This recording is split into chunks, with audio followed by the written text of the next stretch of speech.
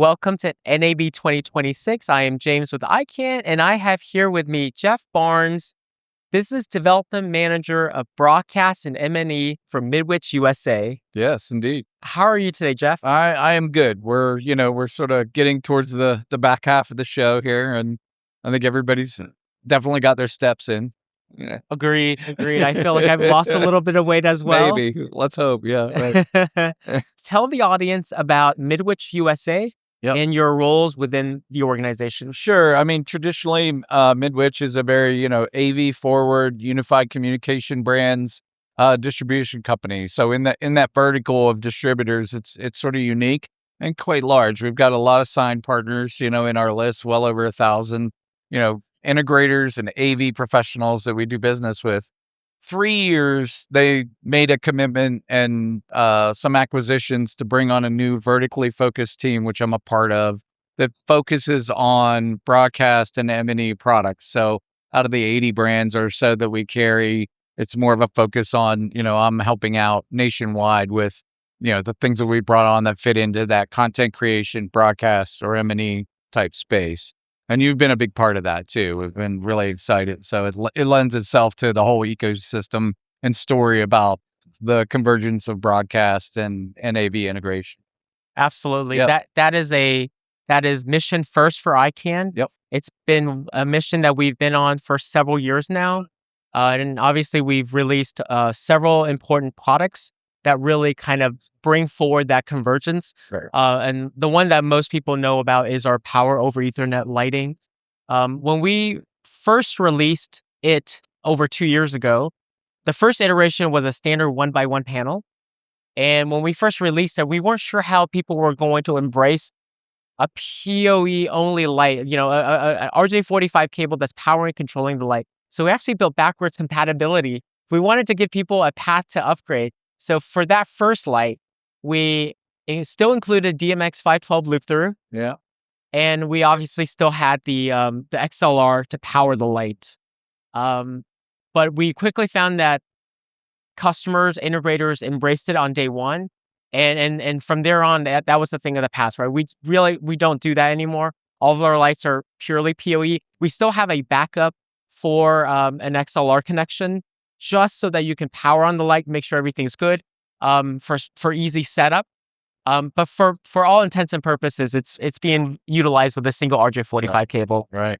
Yeah. It's been a great story. I mean, again, it's an approachable, definitely unique. I mean, it is patented, as I like to confirm when I say that. But you can confirm it. Yes, it's confirmed.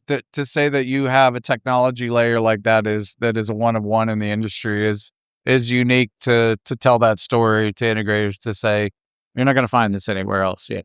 Yeah, and what's exciting about as a company, we can develop and design in all sorts of different ways, but what we want to really do is merge technology that actually adds value, right? Like I don't like companies that build things just because they can, or build things because that's what they think people want, or add these bells and whistles that are cool. We want to value engineer products that are true, and the technology that controls and powers these products to be truly pragmatic, right? Practical. And so why PoE is practical? It's cool. Don't get me wrong. It's everybody that hears it's like, oh, that's so cool. But what is truly value add is that it allows many, many corporate customers who are looking to build a studio in an existing office space, a conference room, a meeting space, an empty office themselves. Those are typically in drop ceiling environments. They definitely don't have power up in those drop ceilings. And so we wanted our PoE lights to be lightweight, low profile, powered over Ethernet, which means low voltage, and controlled through that same CAT cable. So convenience, and IP workflow and automation enabled with QSys, right? QSys is our partner. And what we brought to market is something that it's a new technology, but regardless of what technology it is, it really addresses pain points that stops corporations from being able to even start from the ground up. Yeah, I mean, building engineers, designers, and contractors, I mean, they're all valuable roles in a lot of, new construction and things like that. But, adding these things later tends to be the real blocker to say having to, get an electrical contractor to redo and drop some sort of grid in that can support these things has really been prohibitive and would continue to be without a product like this, right? So yeah, it really, rides in line. It's not, trying to even sidestep any codes or anything. It really saying this is a layer on top of most facilities that's easy to deploy and manage. Mm-hmm. Yeah. Before we start our podcast session, something you said I really like, I'm going to repeat for the audience. You said, you're pursuing all things that connect to a switch. Yeah. Right? Yeah, I mean, traditionally, and again, I come from post-production, but in that world, I was working with editors and shared storage. So, the concept of network-based workflows has been there for me for 2 decades plus, right? So coming into this, yes, there are, the larger, sort of broadband, high-level broadcast solutions, 2110 and such, right?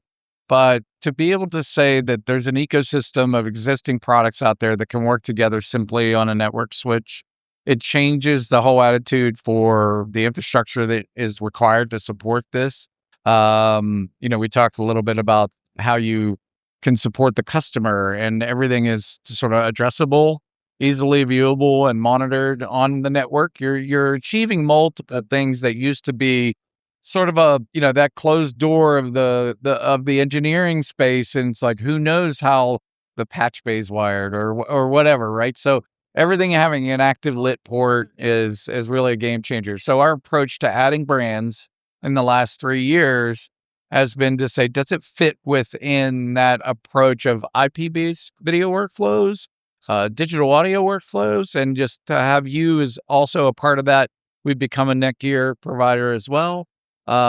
Really solidifies that end-to-end ecosystem that we can say we can build around this network infrastructure. It's really been fantastic. So you being a major component and Ikan as a solution has really been a game changer for us. Thank you so much for that, Jeff. The AV industry left baseband 20 plus years ago, embraced IP and IP workflows and have never looked back.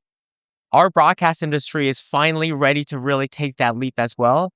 What does that look like to you in terms of the present or the near future of broadcast leveraging and IP workflow? What does that look like to you? It's sort of a momentum of confidence, right? I mean, we talked about NDI is mature now. I think some hurdles have been crossed, and there's a higher adoption rate. There used to be a real separator of like, that's not real video. We're doing broadcast things over here. So yeah, that line continues to be more and more blurred every day.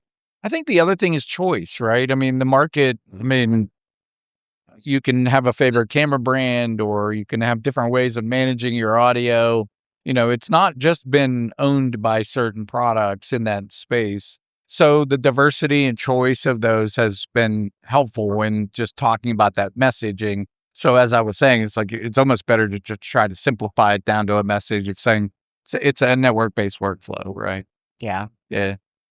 Before the segment, you told me that, Midwich US has well over 1,000 AV integrators as part of your reseller network. Yep. As you bring forward the convergence of broadcast and AV, right, and you're looking at your AV integrators, what are some of the questions that you're hearing from traditional AV integrators as they're being brought into the broadcast workflow and perhaps getting demand side indicator, right? Their clients are saying, hey, you've built me some beautiful conference rooms and auditoriums, build me a couple of podcast studios, maybe level up some of my team MTR meetings, Zoom meetings rooms with better lighting, better cameras. Yeah. Yeah, I mean, there's a couple of ways of talking about that. On the business metrics side, you can look at, your customer. Our customers are resellers, right? So our customers, the 80-20 rule, right, is that, 20% of our accounts are doing 80% of our business. But there's the opportunity on the other side of that is sort of the democratization. I go back to this landing on a switch, right? It's the enablement of the smaller partners to get involved and not be intimidated or overwhelmed by the large integrator accounts across the country where they've been traditionally like, I'll stick to the audio and the speakers and the video projector and the screen. House of Worship is just a huge example of that, where the confidence and what we really take pride in seeing it happen with partners that do a little bit of business with us, and we take the time and we work with them on sort of a scope thing. We're a different sort of distributor where it's not inventory box, shipping label. We're really providing a value add, and we get to know these partners and see and sort of help them to aspire to do bigger things, right? And that's really been the exciting part. And I think the biggest change that I've seen, we know what the large national accounts are. That business is valuable to us for sure. But I think it really has enabled, a different subset of integrators to get involved and use products like Ikan. Yeah. We feel the same way. Yeah. We recognize that there are many, many, many more AV integrators than there are traditional broadcast integrators. Exactly. Yeah. And we want to be able to educate as many integrators as possible about how to build a podcast studio. It used to be much harder when broadcasts worked solely on linear baseband, utilizing, XLR and, like you said, patches. Yeah. It's much simpler when everything's talking about the same technology. However, there's still a bit of a learning curve. Yep. One of the biggest ones, and we talked about this before our segment, is lighting, right? 3-point lighting techniques. That was something we recognize as one of many things that AV integrators need to learn, because otherwise, as the demand for corporate video broadcast, corporate AV broadcast is exploding, you're going to have a huge shortage of labor, right? Every AV integrator can't subcontract to a broadcast integrator. There's certainly just not enough labor force to be able to handle that workload. So for example, 3-point lighting, it's an art and a science. It can be taught. And so we worked with AVIXA. We partnered with them. We became a CTS RU provider. And I believe our 3-point lighting course is actually a 4.5-hour RU credit, right? Sure. That's a lot of RU. I mean, you need 16 per year to maintain your CTS. So with one of those courses, you've checked off more than a quarter of your needs, and it really is going to deliver something we think is going to be value add, especially as lighting is one of the first questions we get with AV. I don't know how to do broadcast lighting. It looks great. I don't know how to simulate that really newsy, broadcasty, cinematic look with lighting. Yeah.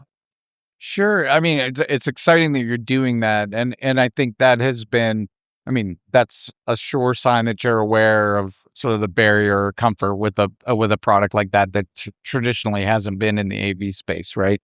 So having, and we saw that early on with the brand, that we would get that, like, well, do we have to hire a lighting designer, right? A separate, and those conversations literally happen. It's like, well, can we recommend a third party person? So being proactive in that and saying it's achievable, right? On a certain level or scale, right? So learning about distance and foot candles, I got a refresher, when we added you guys as well. So it's been good. It's been a good journey, and good to get back into it for sure. Absolutely. I hate to date myself, but in college and working in studios, the biggest thing was, don't burn your hand on the light, right? So I think we're getting past that and getting more comfortable with deploying these in non-traditional spaces, like you said before. Well said. We come to NAB every year. There's a lot that makes NAB feel the same every year. There's a lot that makes it different. Right. What feels different for you this year with NAB?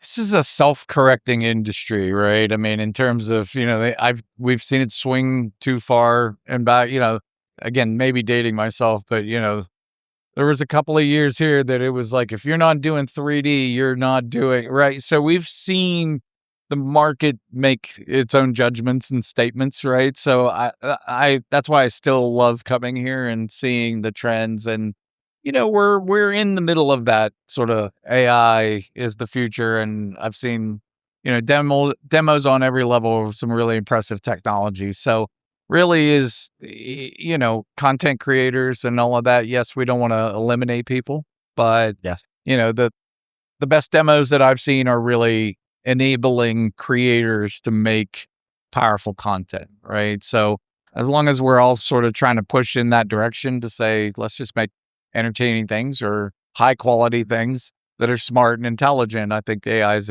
a good thing. So, it can it can be doing the wrong thing for sure, but yeah, that's sort of the biggest trend for me here is just seeing that as that conversation goes. We learned things on the cloud early on, and we're getting far enough away from COVID to really see that.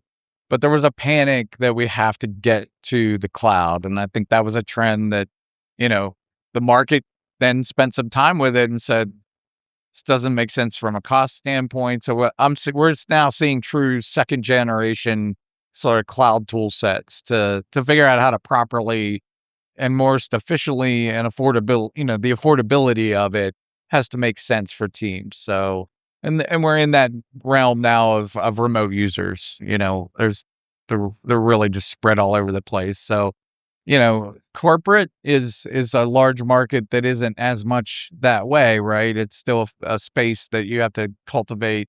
And I think you're working on both ends of it here. I mean, you've got some very unique things here for the CEO on the run. And it's a very great piece of technology that you guys are featuring here. But how, like you said, how to jazz up or really brighten up that professional look that's been that very sterile lighting, that we've been used to in the corporate environment. It's been good to see. Yeah, thank you for affirming that. Yeah, we're so we haven't talked about the Studio Rover, but we're very excited to get that officially launched in May. Right. It can act as its own standalone mobile broadcast solution. Sure. It can also be a REMI endpoint, so it can operate in both ways. And what makes the product viable is that it is a pathway. If you adopt it in day one, you're not locked into what it can do. You're not locked into the fact that if you want to level up your production as your internal KPIs and IRRs are affirming that, you can then transition that into, again, a endpoint or a remote operation endpoint as well. So we're really excited about that opportunity. Again, to really reduce the friction, the complexity, and the uncertainty of corporations as they need to make those decisions. Two stats I recently found. One was provided by AVIXA, and the other I need to reference. I need to get the source for the audience here. AVIXA says 52% of AV decisions are made at the executive level, right? And the other is that 36% of corporations that want to do video or bring video production in-house just have no idea how to get started. Sure. So there's still a huge knowledge gap in the industry on that front. And in addition, there's, who do we need to educate and target? It's actually a lot of the executives, because they're the ones ultimately making the decision. They get to benefit most from a high quality production, especially if they're doing a town hall. Right. If they are publicly traded and they're doing an investor, meetup, a conference, if they're interfacing with media like CNBC. So there's a reason that a lot of executives tend to want to be the signature that proves that budget line item. Yeah, and I would just comment again, that this approach, it fits in all those verticals as well. I mean, this is it's an investment for sure, but it can work in that town hall, Teams, higher content, or quality webinar environment. But you can plug that into a live remote it's on CNN. Right. So it really is. It's a nice achievement on technology and sort of serving that as like, what's a high quality, as you say, endpoint or origination point that could be anywhere. You mentioned something else too, about companies or corporate environments where they want to get into this. I do think there is a small generational divide of workforce that are not educate. They've been doing it on their own with a laptop and their one camera or a podcast or creating their own content, but they haven't worked in the group environment or how to put all that together. So I think there's an opportunity if you're, but in the educating or sort of training that to say, how do you put your skills that you've done maybe on your own, taught yourself, how do you plug that in and sort of start to glue things together, and that's an interesting thing to see where we are, with the workforce or the people involved with being in media. I don't know what the answer is, but again, you guys have participated in some of that on the edge of like, how do we educate people on more how to use this stuff and implement it?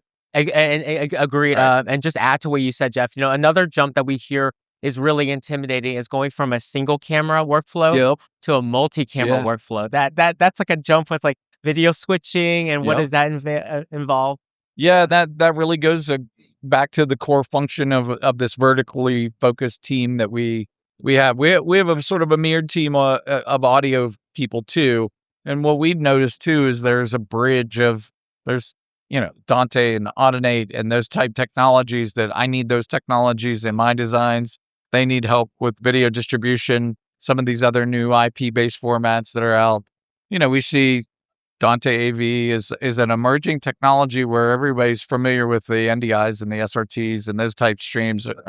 But it's a very, for one-to-many distribution or an infrastructure thing, we do see Dante AV is maybe, sort of taking a foothold in there because there's a lot of users out there already managing that Dante network. So it's a very simple to layer to implement on top of that. So these are all things that help customers say, how do we just expand what we're doing a little bit more? But it gets the daunting part is how do we manage it and keep our arms around it? So well said, Jeff. I really appreciate your time today with us. It's been enlightening. I've certainly learned a lot from just our conversation today. Thank you. And I very much look forward to getting to know you more as we work closer together. Sure. We value the partnership and I appreciate you having me. Same here. Yeah. Thank you.